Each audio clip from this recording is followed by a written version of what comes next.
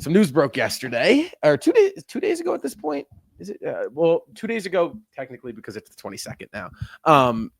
So if you don't know and you're watching this program, I would be surprised. But however, Symphony Technology Group co-founder William Chisholm, who I now am hearing that he likes to actually be called Billy Chisholm, has purchased the Boston Celtics for a record-breaking $6.1 billion. That is the record for the most expensive purchase of a professional sports team in North American sports history, guys. However, there is a little asterisk within this.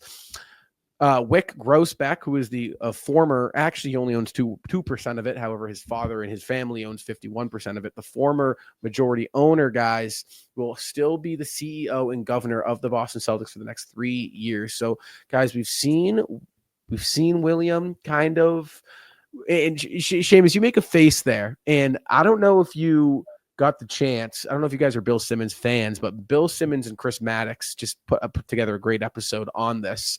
Because I was surprised too, like why spend $6.1 billion on the Boston Celtics and not even really to get the perks of what it is to be the owner for the first 3 years. Wyc was not going to sell the team without those conditions. To me, even though those conditions are in place, it's like, where does the money flow from? I mean, that's really, you got to wait. When you're talking about business like this, it's just follow the money. Follow the money. Where is it coming from? If it's coming from Mr. Chisholm's pocket, I highly, highly doubt that in the next 3 years, a conflict won't arise somewhere within the Celtics organization. And we've been talking about it for, I shouldn't say this has been a major discussion this year, but we've talked time and time again about the Celtics payroll. It's going to be really expensive in the future. Is Drew Holiday's contract? We haven't thought about these things openly in terms of the pursuit of back-to-back titles this year. We've only been focused on this team on court, but the future questions beyond 2025, there are a lot of them for the Boston Celtics, particularly within team personnel and spending. And for me, I look at it and go, in the next 3 years, you don't think a conflict will arise where Bill Chisholm and Wyc Grousbeck, they don't exactly align, and where is the money flowing? Oh yeah, it's flowing from Mr. Chisholm's pocket. He's going to be the one with the final say. And that's where this thing is heading. I mean, we never see it. We never see where this actually goes right.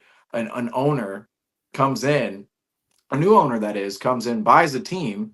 He's the one investing in the team, putting his money into the team, along with a million other minority owners around himself.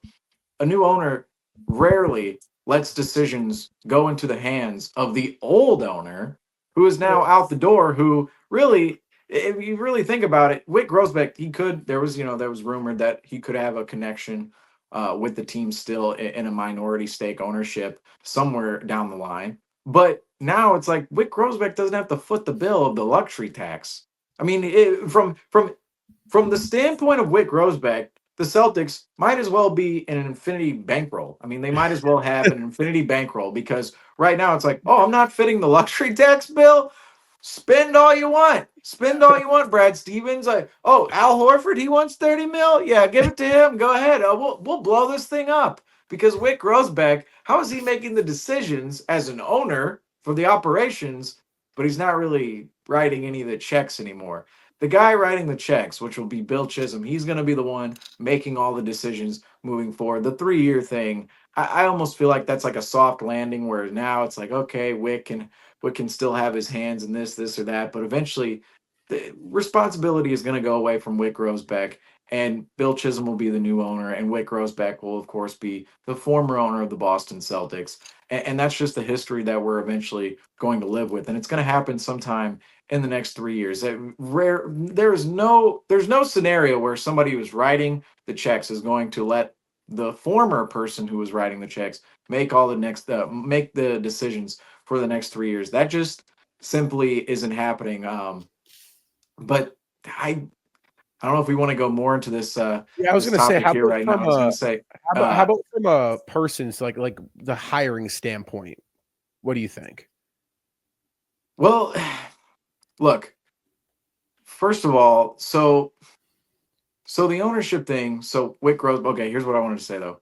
Respect Wyc 100%. Everything I just said. Always respect Wyc. One of the best owners in sports, obviously. And it kind of gets me into this next point is Wyc Grousbeck was what I just said, one of the best owners in sports for the past 20 years with the Boston Celtics. And he was stability for the Celtics organization. Think about everybody who's laced within the Celtics organization right now. Everybody from your typical, well, I was almost going to say, technically the people at TD Garden, they're employed by TD Garden. That's a whole different thing. That's the thing about this ownership deal. Doesn't even get the TD Garden and all this. TD Garden is still their own separate entity. Just gets the Boston Celtics. Still go for 6.1 billion. I mean, imagine if the Knicks were to sell right now, what would they get with MSG? I mean, that would just be insane to think about. But this selling between Wyc Grousbeck, the Grousbeck family, and Bill Chisholm, uh, Wyc Grousbeck, he was stability. He was stability within the Celtics organization. If you think about everybody within the Celtics organization, think about Brown, think about Tatum, think about Horford, think about all the players who have ever played with the Boston Celtics in the last 20 years. They've all been employees of Wyc Grousbeck. Doc Rivers, employee of Wyc Grousbeck. Brad Stevens, of course, still with the franchise as the president of basketball operations. Employee of Wyc Grousbeck. Joe Mazzulla, employee of Wyc Grousbeck. All these guys. Danny Ainge. Of course, we saw the Utah Jazz built by Danny Ainge tonight. Employee of Wyc Grousbeck, formerly. Wyc Grousbeck employed all of these guys, all of them, all of the legends we've seen over the past 20 years. And the thing about selling a team is you're literally changing bosses. The boss at the top is changing. I mean, that's when I believe the entire organization, the culture around the organization is eventually going to change because the employees who are there now, they all owned a relationship to some degree. You know, obviously, we're talking about the players, the coaches, the executives. They owned a relationship with Wyc Grousbeck in some regard to the point where Wyc Grousbeck was stability for themselves because they knew about their relationship with their boss and they understood the culture their boss brought to the table. They understood what was allowed and what wasn't allowed under Wyc Grousbeck. Well, now all of that changes. I mean, that's what really, I don't want to say it scares me, but I look at it and go, okay, Brad Stevens, he's president of basketball operations. Wyc has obviously allowed Danny Ainge and Brad Stevens over his time with the Boston Celtics, Wyc Grousbeck's time with the Boston Celtics. He's allowed Brad and Danny to do their thing. He's had his hands in a lot of decisions. Don't get me wrong, but Brad Stevens and Danny Ainge, they've been really the minds of basketball within the organization. Is Bill Chisholm now going to come in and is he going to run things like Vivek where he goes, you know what? I actually don't have faith in a guy like Danny Ainge. I actually don't have faith in a guy like Brad Stevens. We need to draft Nick Stauskas. That's what we need to do. Is Bill Chisholm going to come in and be that type of owner? Because the ownership sphere around the NBA, we see terrible owners all over the place, and we see great owners as well. And it makes a difference in terms of team building and just the culture that's in the building in general when it comes to not only basketball, but just day by day activities. Think about the practice facility, everything else that goes on in an arena, day by day. The Celtics are literally changing bosses right now. The boss at the top is completely changing. That opens up the world for everything. I mean, I seriously think about Jaylen Brown and Jason Tatum.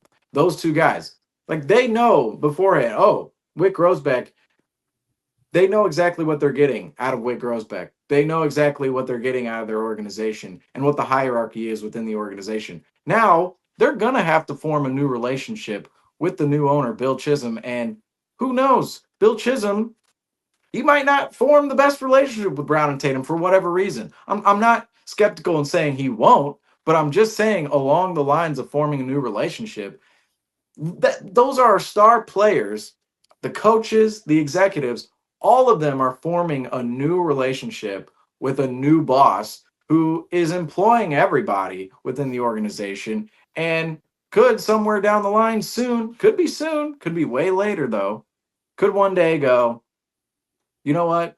I want to build my own team. You know what? I want to put my own decision maker in here. And Brad Stevens, that's from Wyc. Brown and Tatum, that was from Wyc. That was from the last owner. I, as the new owner, want to make my legacy here with the team. We all know what Wyc Grousbeck did with the Boston Celtics over the last 20 years as the owner, as the majority owner. He did great things, and he's going to get credit. You're gonna be scared here. I'm just saying.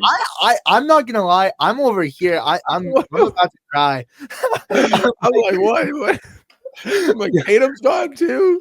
I'm just saying, like, these are really the things. Like, it's all like, oh, it's just like the owner matters. Like, the owner's courtside, like he's there. Like, if you hate the owner, it's like, you scared me, man. It's too late for this. I'm having crazy thoughts in my life. I gotta go to sleep soon, bro. You're scared. I'm gonna go to sleep. I'm just saying, the new owner, he's gonna want to come in here and cement his own legacy, and he's gonna realize, like, okay, this team now is not his legacy. It's still like this team in part right now is still the legacy of Danny Ainge, who's with Utah. I mean, really, we say, okay, well, he didn't trade for Drew Holiday, he didn't trade for Kristaps Porzingis, he didn't construct this roster, but he drafted Brown and Tatum. I mean, Danny Ainge's fingerprints are all over that. Brad Stevens, Brad Stevens, he's built this whole operation now, but the fingerprints of the old owner, the old GM, or whatever position we're talking about, they're always there, and there's always, I want to say, especially nowadays, the new owners, they like to go a little sicko mode out there with their teams. They like to overspend a little bit, which I will say, hey, go ahead, Bill Chisholm. Go overspend on the Boston Celtics. Go ahead. But with this roster, don't be trying to chase, I don't know who the next superstar would be out there. Nikola Jokic? Like, I don't know. That's where, to me, the Celtics, I could see the difference between other owners taking over teams and spending crazily and the Celtics right now is the Celtics are already in a position to spend crazily. So I almost wonder, it's like, could you just go deeper into that, or do you have to get all the way off your own? Like, do you have to go down your own path of creating your own legacy and spending elsewhere and getting guys like, hypothetically, a guy like Kevin Durant? That's not going to happen with the Celtics, say the offseason or whenever, but somebody that would be a legacy driver like that. We landed that player. Pat Riley in Miami, his legacy down there as a GM is, and a head coach technically, he got Shaq, won that 06 title, and then obviously mined LeBron from the Cleveland Cavaliers, went to the finals 4 straight years, 1-2 there. So, could that potentially happen with the Boston Celtics? I'm just saying, this new ownership thing, I am like, I'll say this. I keep walking into rooms and going, I'm not scared, but it's like, no, I am scared because the can is open. All right. The can of, like, the worst possible scenario of what could happen with this franchise, like the beforehand with Wyc Grousbeck, it's like, you're not even opening up the can. All right. You're not even you're leaving that thing in the corner. It's over there. It's protected. You're not even opening it up.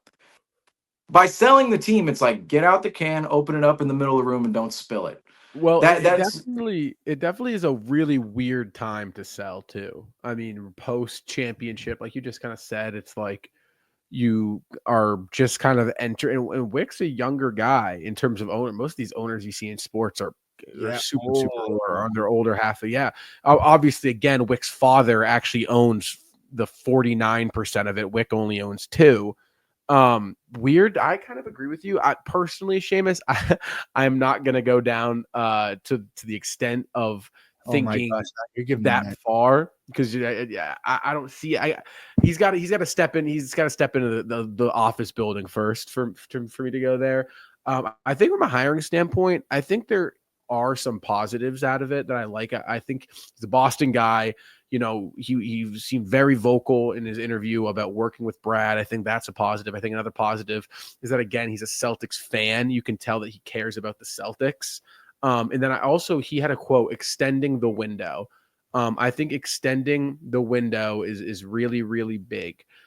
Because I think what that alludes to is making roster moves around Jaylen Brown and Jason Tatum at the proper times. That's like extending the window. That's exactly what I think of it. So I'll be interested to see. I don't know about you, Griffin, but you scared me, Seamus. I'm scared now. No, I'm gonna say this, Seamus. You're very good at scaring me, especially at what time is it? 1:19 in the morning. 1:19 in the morning. I'm just bringing up every We're scenario.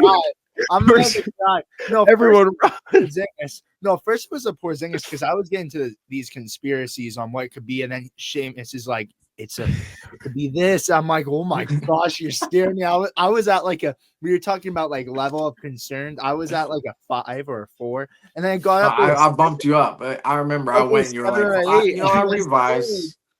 No, but I'm gonna give some positives really quick. I'm gonna end the night on some positives so we don't have nightmares here. All right. I'm not even thinking of any negatives. You guys heard about all the possibilities because that's scary. That's some scary stuff. But I'm gonna say this. You already cop. This is good. This works. Yeah, this is good. This is good. So you already said it. Boston guy, Celtics fan.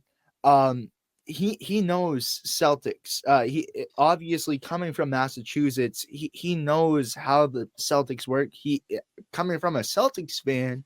He knows what we want. Like I feel like he doesn't know exactly what we want because now he's an owner, so it's different decisions and stuff. There's different moves you have to make for sure for your franchise, but at the same time, he knows. Like he has a good understanding. So that's the positive for me. I look at that and I'm like, I'm definitely questioning, like you said again, Rob, why would Wyc sell the team? He's young and he's doing good. Champions, like what? But I think I'm happy with this move. It made me, I was a little scared. I don't think I'm happy. I think I'm okay. I'm not happy, but I'm with any of the other people to see a Massachusetts native and a Celtics fan. I felt more comfortable. Do you guys agree with that? Okay, I agree with that. If it could be anyone else, were you guys happy? I wouldn't say happy. In terms of who we got, I'm comfortable with who we got. Yeah. The whole, I think, Seamus, what you're more alluding to is less so the person and more so the process of transition of power in terms of the ownership. So it could have been anybody, but. Oh yeah, I mean, for me, I think you guys definitely bring out the positive points in terms of from the North Shore Celtics fan. I mean, that's something that was also huge with Wyc and his family beforehand. It was they actually went to Celtics games before they bought the team. They were sitting up in the Raptor. I mean, they were sitting up in the nosebleeds, and then they buy the team. Of course, they're sitting by the court. But that is definitely a big thing. You guys point out those positives. But yeah, you're right. The process of the transition of power, anytime you are changing decision makers, that's big to me. Like it's secretly big. Like everything right now, what's great about the Celtics right now is everything is stable. It's like the person who's coming in, you don't have to touch anything. You don't have to okay, here's your big new $6 billion toy in the Boston Celtics, but you don't have to touch anything. But that's what's hard is that when you buy a new $6 billion toy, you kind of want to play with it. It's like you kind of want to go out there and mess with it. You're like, all right, let's take it out for a drive. Like, let's do this. Seamus, I don't want nightmares. But Seamus, I will say that take right there scared me. I don't like that. Let's play with it. No, keep it out of it. Stop that. But that is the reality. That's the reality of money, and you buy things, and it could be as simple as something tiny in your room or a $6 billion basketball team. You go, okay, I kind of want to do my own thing here. I had one more point on the ownership thing here. Dang, it's kind of escaping me right now. Is the ownership in general with the Boston Celtics? Man, I cannot think of it. Okay, well, I'm gonna fill this time real quick. I'm just gonna bring out another positive. Kristaps Porzingis in the last 3 games, he's shooting 61.36% out there on the floor. So Kristaps Porzingis, I think he's 27 of 44 out there on the floor. So some positivity. Wanted to bring that up. In terms of the ownership point that I had, it's really the owner when you switch owners, the decision maker is so big. And this is the point I was going to make. Okay, when you change decision makers, I mean it just all the decisions, the culture, the consistency, right? You think about the consistency within the Celtics ownership over the last 20 years or so. Wyc, how long did he own the team? Was it like what? 23. 23. Okay, 23 they years. bought it. I want to make sure over 20 years, over 20. I'm pretty sure it was over 20 years, but it was 17 something, whatever. But regardless, there was consistency. There was a known entity in Wyc Grousbeck, and you saw how long. I mean, look at the top. You saw how long Danny Ainge was around. You saw how long Doc Rivers was around. Doc Rivers left on his own accord. Brad Stevens, he would still be the head coach right now if he didn't accept the GM job. And if the Celtics didn't want him to move into that position, he'd still be the head coach right now. Said Brad Stevens is still around. They've stuck with Joe Mazzulla. They were going to stick with Ime as long as he didn't. You know what he did off court. As long as he didn't do that, It's wild. I'm just saying. Okay, It's behind the wild. scenes. I don't know. It was in Miami. I don't know if it was in Miami. What series it was in? I don't know. But It's they crazy. would have stuck with Ime. Okay, they would have stuck with Ime if he didn't kind of oust himself from his own position. But Joe Mazzulla, they've stuck with. There's consistency with Wyc Grousbeck in believing in his guys and placing somebody within a specific place and going, okay, this guy's going to be here for the long run, and I believe in him, and I believe in him specifically through some of the pitfalls, the downfalls, the developing moments. I'm staying with these guys. We don't know if the new owner, Bill Chisholm, we don't know if he's going to be like that True. with the Boston True. Celtics That's at all. We don't know how patient. We don't know what the consistency is out of him. And I really do believe it's a bigger thing than people want to talk about. Like we just like, oh, the Celtics are sold, but everything's the same on court. It's like, yeah, it's the same on court now, but there's going to be big decisions coming up on the horizon, and you never know what can really happen in that regard.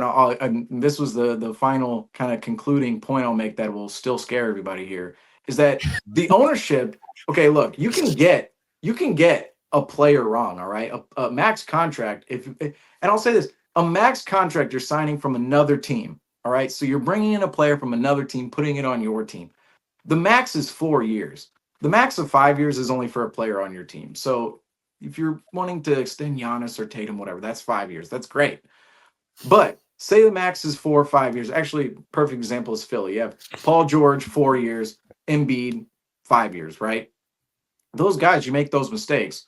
Those mistakes are going to be done in about 3 to 4 years. In 3 years, Paul George will be an expiring. You'll be able to move off him. In 4 years, Embiid, the same thing. You're going to be able to move off him if you're the owners, if you're Daryl Morey, GM, whoever's there, president of basketball operations at the time, later on in time, in Philly. You're going to be able to move off those players. As for the GM, as for all the executives, you make a bad hiring there.